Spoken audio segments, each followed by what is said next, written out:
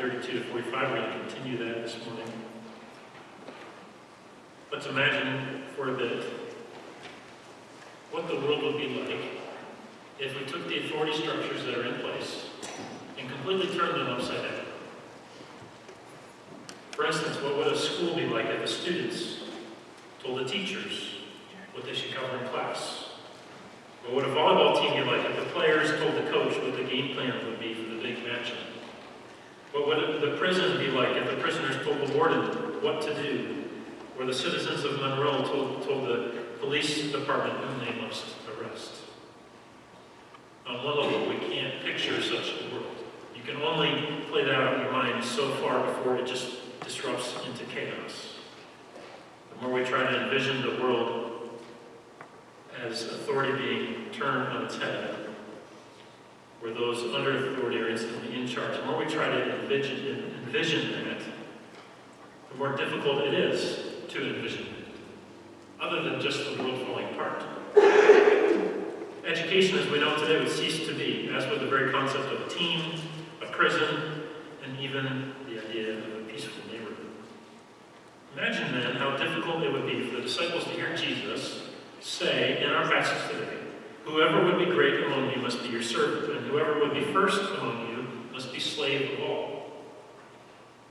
That leaders must be slaves is not an easy concept for us to understand either. Getting this big idea is our task today as we study verses 41 to 45 specifically in Mark 10. At least some of the men among the 12 disciples desired places of power and glory within the kingdom Jesus was going to set up. They weren't looking to become slaves. In fact, James and John had just asked in verse 37 to have the positions of power next to Jesus in his kingdom. One of them on his right and one of them on his left. Becoming a servant, becoming a slave, that was not part of their plan. Over the course of a number of years, though, and through the wonderful grace of God, we can change to have views of leadership that are very different than what we had 5 or 10 or 20 years ago. I still remember trying to make my sister do the dishes one of the first times that my parents left me in charge as they left the home briefly. Maybe you have a memory of that. Either you're the youngest and you were made to do it, or the oldest and you tried to make someone else do it. I abused my power pretty much right away. Time, experience, the input of others, the work of God's Spirit in my heart have changed me since then, not so that I'm perfect, but at least I hope never to do something like that again. Peter is one of those in the group of disciples who probably does not understand what Jesus says in Mark 10 about leadership. But years later, as he's writing the letter that we now call 2 Peter, he wrote this in chapter 1, verses 1 and 2. Simeon Peter, a servant and apostle of Jesus Christ, to those who have obtained a faith of equal standing with ours by the righteousness of our God and Savior Jesus Christ. May grace and peace be multiplied to you in the knowledge of God and of Jesus our Lord. He calls himself a servant of Jesus Christ, even though he's an apostle. He views the other believers to whom he's writing as those who have obtained a faith of equal standing with ours, as he says there. God's grace was clearly evident in Peter's life later on. He got these concepts, but at first, I think it was a difficult thing for all of these 12 men. That's my point in saying this. Jesus has some difficult teaching about leadership in our passage today. And maybe we've heard it enough that just the difficulty of it kind of goes over our head or we ignore it, but it's there. It doesn't seem to make sense in what he says. That's why the theme that we've considered for all of chapter 10 so far still fits verses 41 to 45. Jesus calls would-be disciples to a radically different way of life. This includes their understanding of leadership. It differs greatly from what they knew. They're hearing teaching from Jesus that they did not expect, and they will grow. They will come to model what he's teaching. But Jesus must be direct here in what he says, as he's on his way to his own death, and they don't seem to be ready to learn yet. But Jesus doesn't just teach these matters. He models them as well. He's an example of them. So in verses 32 to 34, we saw Jesus lead the way to suffering. Then in verses 35 to 40, we warned about the cost of the Lord. You'll see this as a in verse 32. These things come together in the final part of the section for this morning, verses 41 to 45, as Jesus charts a different path to glory. He is still on the way to glory, but it's a different path than what the disciples have in mind. So please listen as I read and specifically watch for the teaching and example of Jesus, starting in Mark 10, verse 32.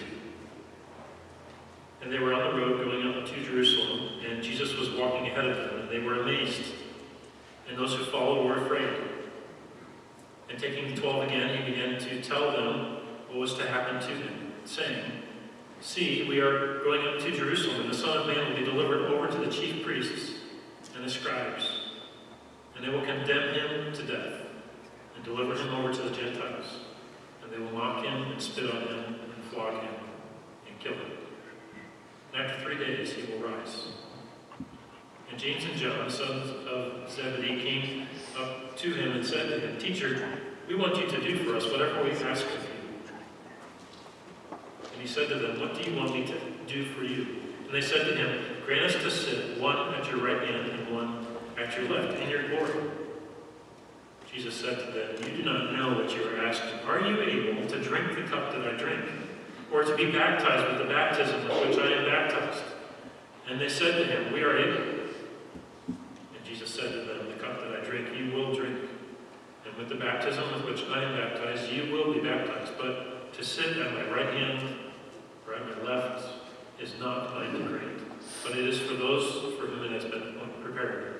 And when the 10 heard it, they began to be indignant at James and John. And Jesus called them to him and said to them, "You know that those who are considered rulers of the Gentiles lord it over them, and their great ones exercise authority over them. But it shall not be so among you. But whoever would be great among you must be your servant. Whoever would be first among you must be slave of all. For even the Son of Man came not to be served, but to serve, and to give his life as a ransom for many."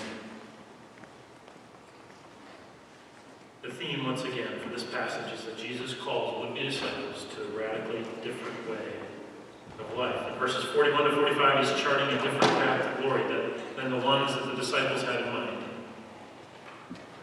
He starts by teaching what greatness does not look like. So again, he's trying to redefine for them. We've seen this before. And continues working on important terminology and important understanding. So verses 41 to 43. As you read verse 41, what impression does that verse give you of the disciples? As you read that verse, what does it make you think of for these 12 men? It shows the reaction of the 10 other disciples to the conversation that James, John, and Jesus just had. If you were to describe this group of 12 men based on verses 35 to 41, what words would you use? Humble? Unified?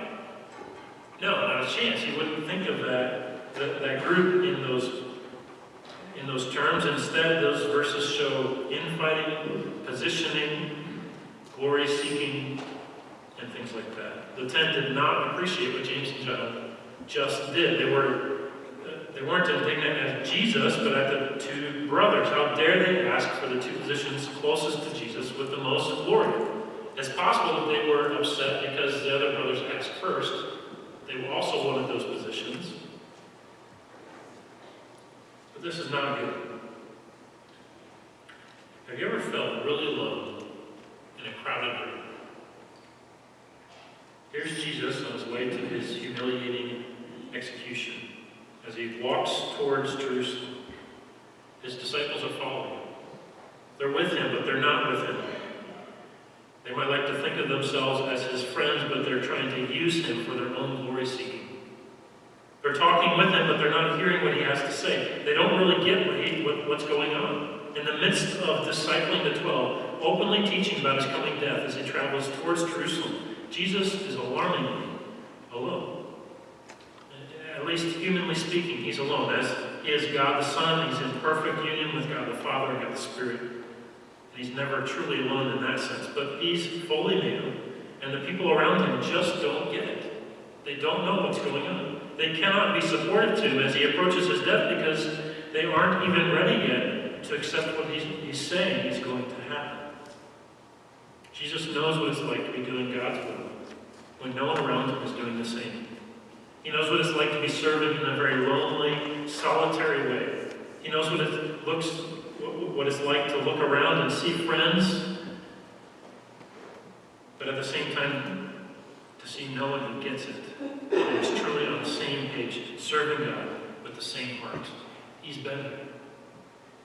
I'm not saying that in our situation today, this is a subjective kind of will of God that you might be following all along, but rather the revealed will of God in His Word for His people today. You don't have a secret pipeline where you receive special messages from God that tell you what you should do in this situation or that situation. You have the Bible, which is fully sufficient, enough to direct your choices in every aspect of life so that you can be growing in godliness. God has not promised you to give you feelings or align a situation perfectly in order to show you His will, just like He did with Gideon and his fleece. But He's given you His Word and said that it's enough to bring you to the growth towards maturity, becoming more and more like Jesus. And as you seek to live life in a way that is faithful to God's Word, you might very well find yourself in a situation where you feel, humanly speaking, completely alone. Not only do you feel alone, but you realize that faithfulness to God, obedience to His Word in that situation means you have something very difficult to do. It might mean refusing to do what everyone else is willing to do. It might mean choosing not to approve of something that everybody else is celebrating. It might mean taking a costly stand for truth, knowing that when you hold to the truth and when others around you realize what you are doing, someone will probably target you and try to make you pay for disagreeing with them. Serving God can feel very lonely sometimes. And it's just amazing that Jesus is with these men who are competing for positions of glory, even as He goes towards His death. And what does He do? He continues to serve them, continues to love them. It's just a tremendous, powerful example from Jesus Christ. As we move on to verse 42, see how He handles the disciples and their faulty ambition. Essentially, He tries to show these men that they are trying to be like the very men that do not like. What does He say about those who are considered rulers among the Gentiles? They all know that those rulers can abuse power. Now, we know that the abuse of power is not just something that happened back in history. It can easily happen today. But it did happen in their time. To have power is to have the potential to misuse it. In fact, later it's Peter himself who warns elders in churches not to do this very thing. In 1 Peter 5, 2 and 3, he explains some of the responsibilities of leaders in the church. Shepherd the flock of God that is among you, exercising oversight, but not under compulsion, but willingly, as God would have you, not for shameful gain, but eagerly, not domineering over those in your charge, but being examples to the flock. That word, domineering, is the verb that we have in Mark 10:42, as Jesus refers to these people who lord it over them. So this is not just a danger outside of the church, this is a danger inside the church too. Don't get me wrong, there's times when leaders need to lead, when failing to lead people clearly and strongly is wrong and hurtful, but in this text, Jesus confronts men who seem more prone to a domineering kind of model for leadership than a truly biblical model.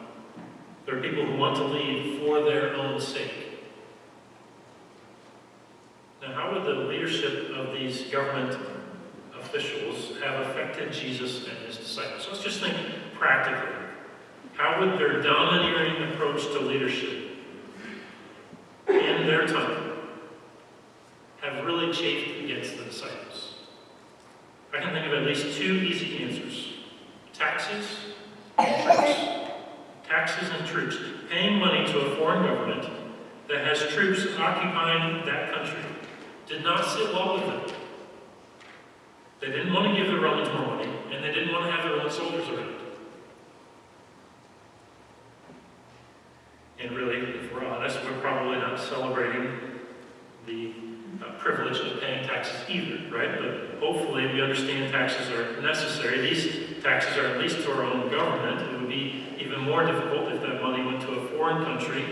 Then living with forces of foreign troops in the area would be an experience that would change our lives forever. In America, we just have not had that. Now, this type of leadership that lords it over people or is domineering, misusing power to get others to give a person a better life at their expense, this type of leadership does not belong among followers of Jesus Christ. He says clearly, it shall not be so among you.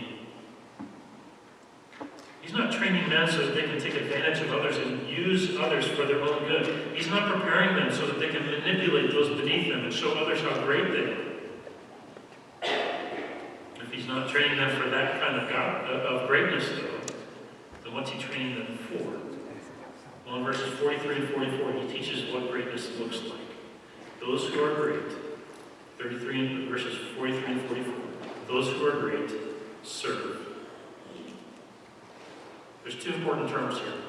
Which ones would you pick out with these two verses? Well, the terms that seem to stick out are verses 43 and 44, if we're talking about different forms of leadership, would be servant and slave.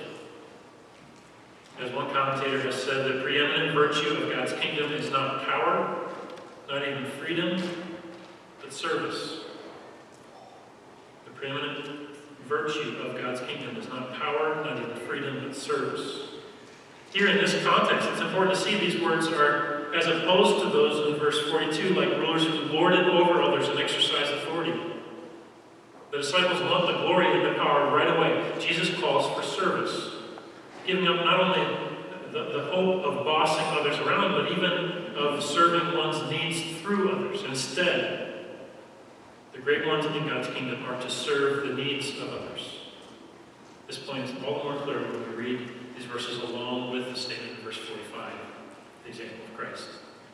Does Jesus teach here then that his leaders are not to be leading?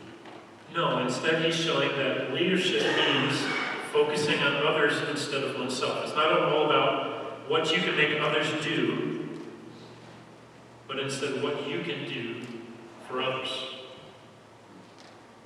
See, if the disciples were to be laying the foundation for the church after Jesus goes to be with God the Father, then they must realize that their labors are not for their glory or their benefit. This is wrongful thinking that Jesus must correct, and this is all the more helpful as Jesus goes on to show them very soon what right leadership looks like. But before we get to verse 45, let's consider the point in these two verses just a bit more. Maybe at first this kind of statement doesn't make sense, but I think it communicates something that perhaps even inherently we know is good. In the chessboard of life, those who are pawns and know that they are pawns don't always appreciate when they are sacrificed to protect the more important pieces. Right? If you're just on the bottom of the totem and somebody comes to you and uses you to protect themselves or make themselves look good, you don't like that. We inherently feel within us that something is wrong. Just being used for the sake of others so that others can gain wealth and power and popularity does not appeal to us. We don't like that kind of sacrifice. But when someone above us takes time to genuinely understand us and serve us, even though we still know they have authority over us, and they still know that too, their service towards us can make a difference. Jesus knows that his leaders must not build churches for their glory. He warns these future leaders away from that selfish and sinful motivation and towards the real practice of loving others. By the way, unfortunately, there's many examples throughout history and even today of people that have at least blurred the line in leading God's church where it's difficult to tell whether they're serving or merely calling others to serve them. Churches do not exist for the purpose of making their human leaders look great. They don't exist in order to exalt their pastors. But how does a church make sure that its leaders or leader continue to serve well while avoiding the pitfalls of abusing power, of abusing authority? So I'm going to kind of delve into this and just give 3 practical guidelines that we find elsewhere in the New Testament. There's the basic building blocks of what service should look like, what leadership should look like in this passage. I'm going to point you to how the New Testament, I think, develops this a little bit more. So there's a concern. How do we have a local church ministry where leadership is not abused? First, grow an atmosphere of shared responsibility and mutual accountability among the leadership team. Tim's been going through what the New Testament teaches about leadership in the church during his current Sunday school series. But in brief, the New Testament shows the value of team ministry when it comes to leadership in the church. Multiple pastors or elders or overseers, all 3 terms refer to the same office in the church. Multiple elders seems to be the wise and preferred model. Paul modeled team ministry so that his preference was to have other men traveling and ministering with him.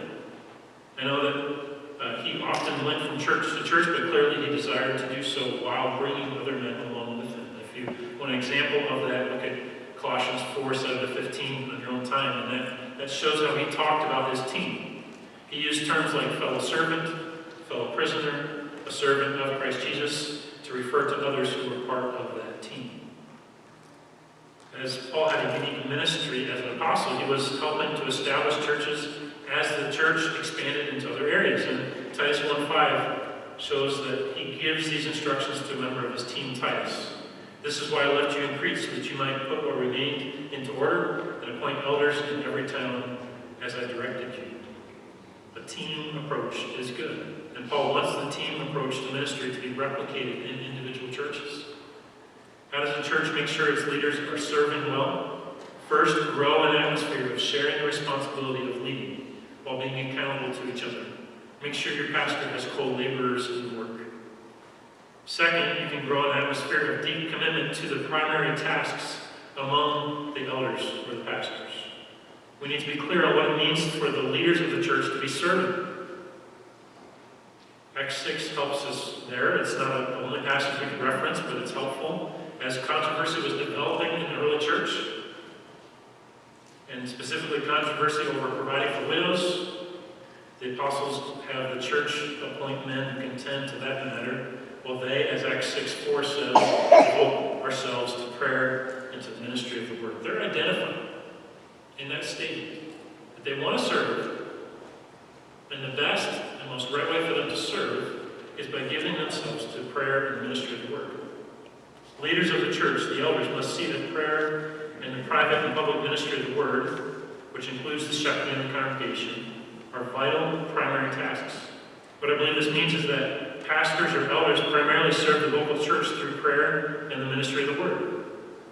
What is the second way the church can make sure its leaders are serving well? Free up those men and encourage them towards the lifestyle of giving themselves to the ministry of the word and prayer.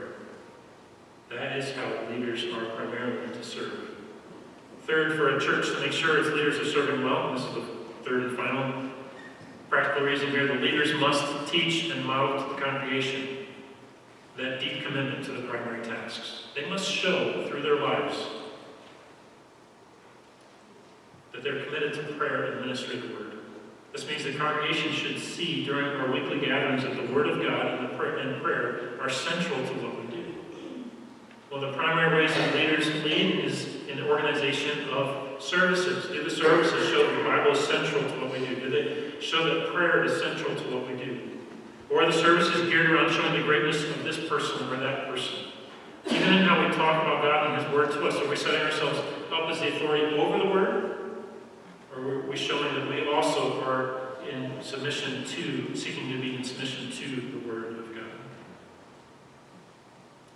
Then there should be times when in a more private setting, rather than public, leaders are trying to shepherd and guide those in the church.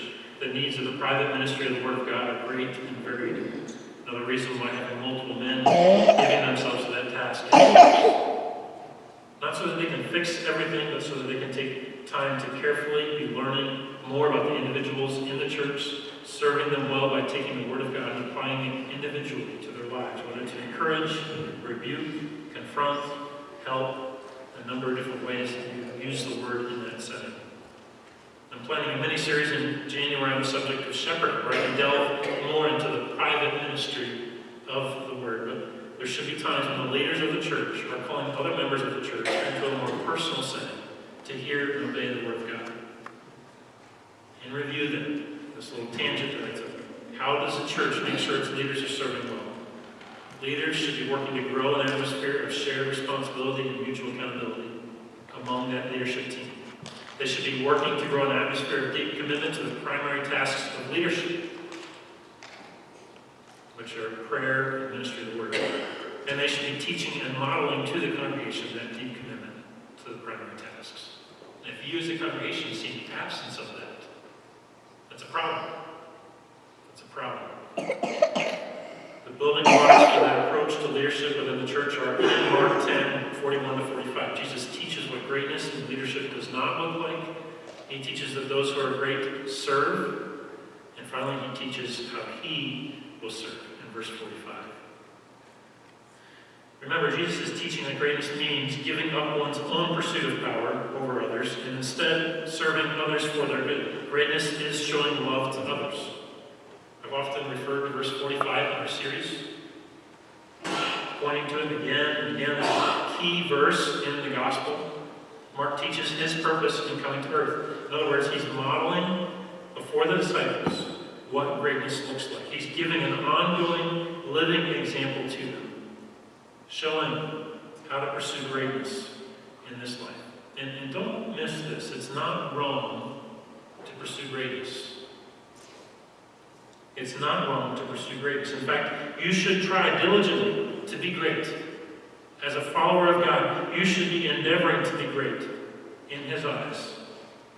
We just must make sure that you're seeking the right kind of greatness.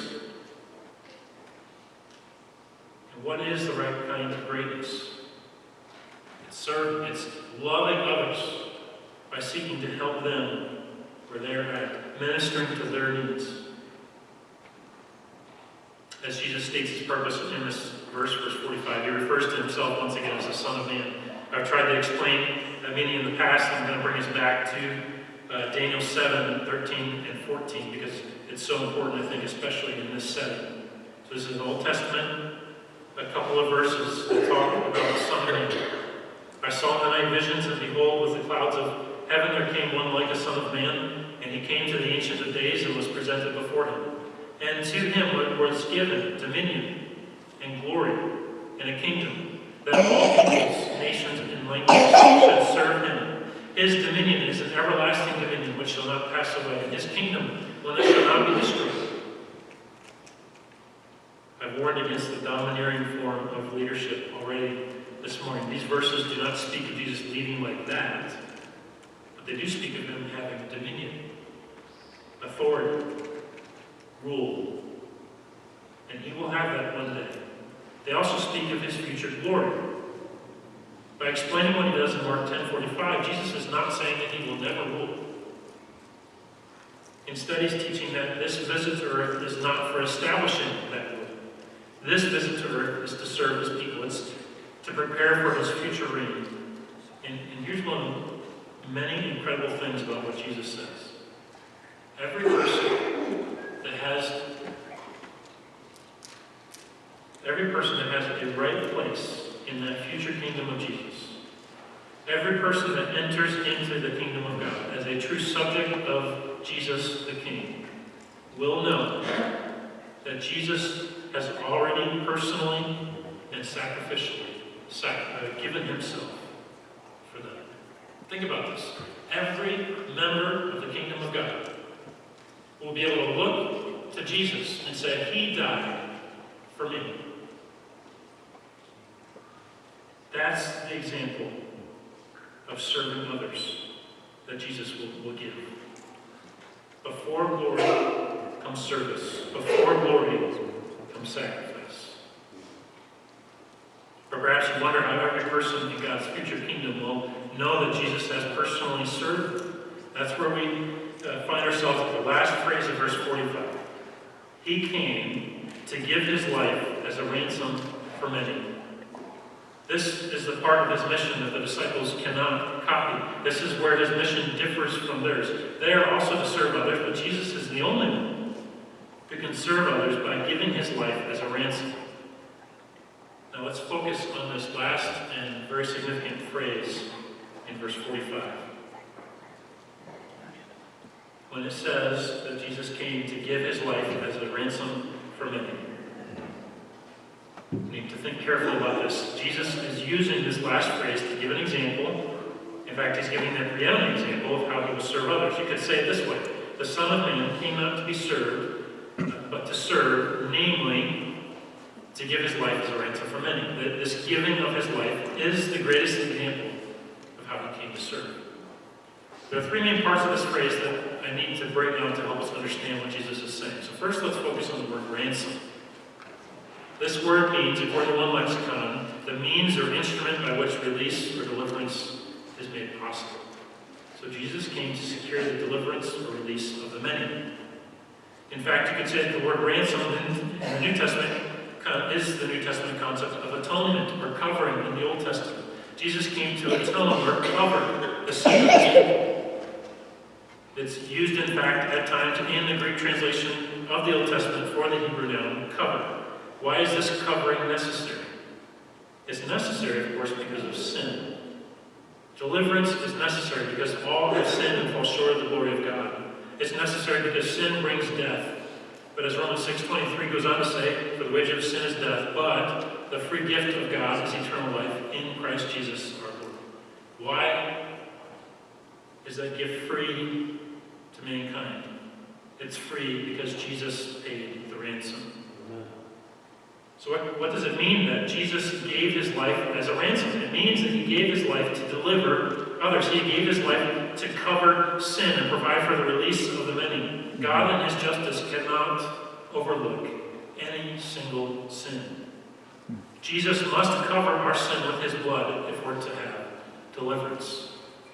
The first word to look at closely is ransom. But this is where it gets better. Look at the next significant word. It's a very small one. The word for, F-O-R. Some of you might think you're kidding, right? For is an important word, but it is very significant in this passage because it shows that the ransom Jesus brings is on the behalf of others. In other words, that particular preposition shows that the ransom Jesus will provide is substitutionary. Jesus offers himself in the place of others. Do you want a reference that shows Jesus offered himself as a substitutionary sacrifice?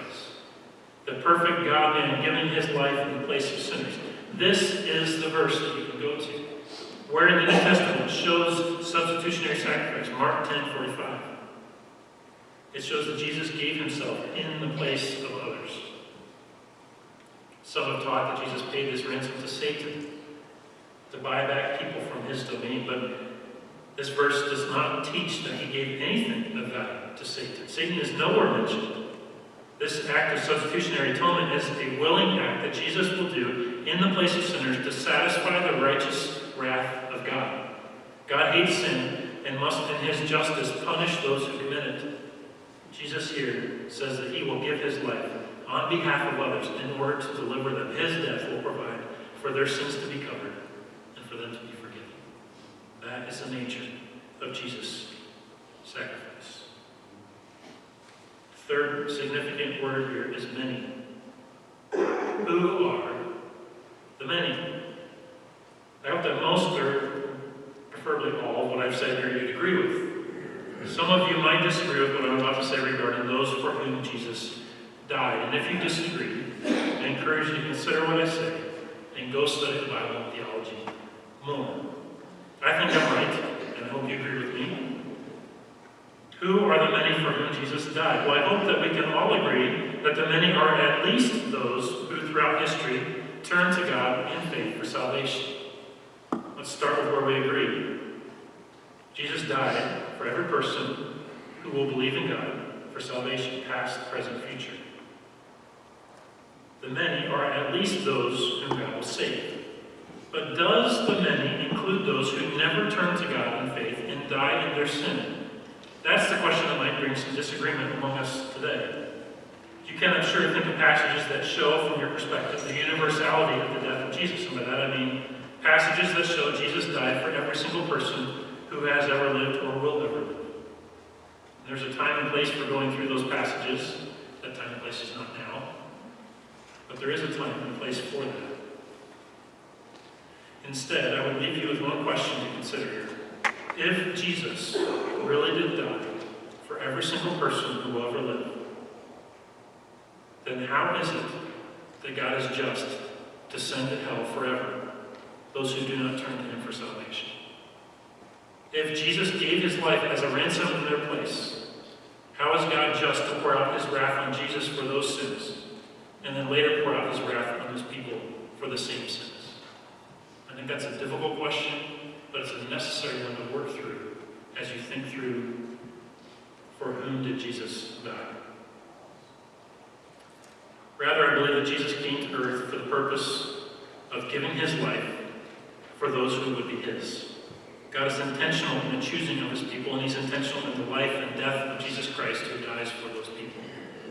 And he's just as he eternally condemns those who do not turn to him in faith.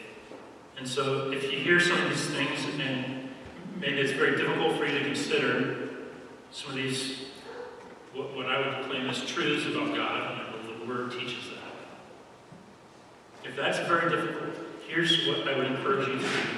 First and foremost, of utmost necessity, is that you believe in Jesus, and you accept that his death was on your behalf. That's where you start. That's the most important matter that we're talking about this morning. Look to Christ and believe that he died in your place, that God poured out his punishment for your sins onto Christ on the cross, and accept the gift that God gives to you of eternal life and forgiveness of sin, and know God as your God. That's where you start. Yep. And that's what we would plead with you, to consider that truth. What I'm talking about with the purpose and for whom did Christ die, I think that's something that every believer should wrestle through. And I think if you haven't dealt with that first issue, you're not ready to deal with that other issue. Start with the death of Christ and say to God, I believe it is only through Christ that I can have forgiveness. I accept his death on my behalf. That's where you start.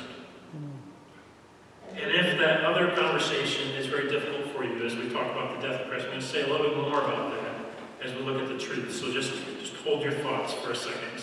It's not going to be long before we get there. I do want to present to you 4 theological truths. I'm not going to labor over these right now. I mainly mention them to try to get the discussion started, and I've tried to provide the home fellowship group leaders with some material if they want to delve into 1 or 2 of these things in your time together. They can take it from there. So consider these 4 truths. First, wrong ambition among God's people can easily create a harmful atmosphere. That's a soft way of saying it. Wrong ambition can ruin a church. The 10 of their disciples did not like hearing James and John ask for exalted positions in the kingdom. We see that clearly in the text. And when you sniff out somebody is seeking their own selfish gain in the church, that's difficult to take to. So let's be warned that wrong ambition among God's people can easily create a harmful atmosphere. Secondly, one can only view greatness rightly if one is viewing service rightly. Greatness is the loving service of one person towards another. Service is one person showing love to others by giving attention to their needs. So what we believe that grace is that one of the preeminent ways I should serve you is by giving a good chunk of my week to the study of the text, to then bring it to you and say, consider this, what God's Word has said. But there's so many other ways that members of the church are to be serving one another. One need is that we receive the Word of God, and that's a primary need. But there's many other needs that we have as we seek to be a faithful local church of Jesus Christ. Serving others, or we could say loving others sacrificially, is absolutely necessary for followers of Jesus Christ. Take away this sacrificial love for others, and you're not a true leader among God's people. Take away sacrificial love for others, and I don't think you're being faithful as a follower of God. Period. Number 3, giving his life for others was necessary before Jesus could attain his future glory. Think about that. Giving his life for others was necessary before Jesus could attain his future glory. He was already the Son of God, glorious, in fact, as the Son of God. But this particular glory, as the coming King, as the Son of David, that particular glory as the one who died for his people, he could not get to that glory until he gave himself for others. We're not in glory yet. There's still time for presenting ourselves to God as living sacrifices. Jesus, as the family example, shows the pattern of sacrificing now and trusting God the Father for any future glory. And then number 4, Jesus gave his life for the lives of his people. And I intentionally state something here that I believe personally, but know that some here would say differently. Why? Well, I want you to consider the statement first, but also we need to practice at times how to have God-honoring conversations with others whom we love, but in particular points of teaching might disagree with. So if your HFG leader decides to spend time on this, and I'm not by any means requiring that, I would ask that your main goals in that conversation are to understand both options and to learn more about them, grow in being able to show love to those with whom you disagree. And the two positions we're talking about are definite atonement and unlimited atonement. Before you criticize what others believe, understand their position. And that kind of dialogue can be very healthy. If we handle it poorly, it can be very detrimental. Jesus calls would-be disciples to a radically different way of life. In verses 41 to 45, he charts a different path to glory, a path that travels through service to others. In an astounding act then, just a little while later, Jesus will give his life sacrificially in the place of his people so that we also who believe in him can have life along with countless others. How is our path to stand out from the masses as we follow Jesus? We can and should still pursue greatness, but the greatness we should pursue is achieved as we serve others sacrificially, showing them God's love in Jesus Christ. Let's pray. In all of this, God, I ask that our eyes would be drawn first and foremost to you. The wonder of your plan that you would send God the Son to earth to die, to give his life as a ransom for many. May that truth never cease to astound us, to humble us, to lay us low before you in your greatness.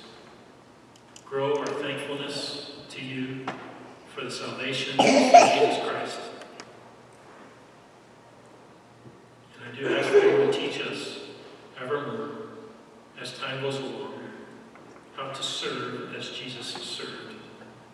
That we be faithful in loving others, sometimes even to our own detriment, sacrificially, spurred on by the example, the tremendous example of Jesus